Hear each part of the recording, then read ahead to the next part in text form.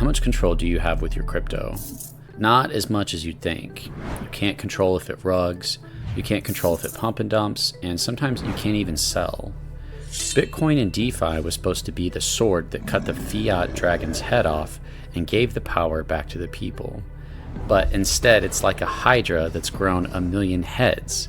People looking to escape the Ponzi scheme of fiat and governments found themselves in a world of rug pulls, pump and dumps, and bad actors abusing the control they get from starting projects.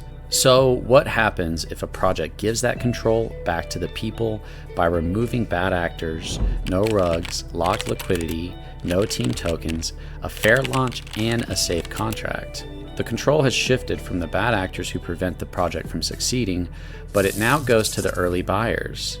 The liquidity pool by design gives more and more control to the early buyers at the top. As more buyers come in, the stronger the early buyers get in their ability to take value out of the liquidity pool.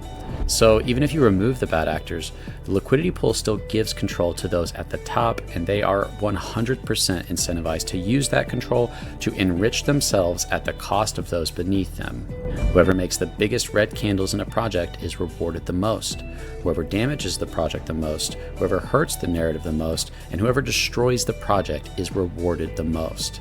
This is the game of the liquidity pool that gives all control of the future of the project to the early buyers. And that project can only grow and last as long as those buyers want it to. So in order to give control back to the people, we need to address the problem that is giving so much control to the top. The liquidity pool takes and sends out value. So we need something that takes in and sends out value that counters the liquidity pool's Ponzi structure. Tokenomics and tax is another method of taking and sending value.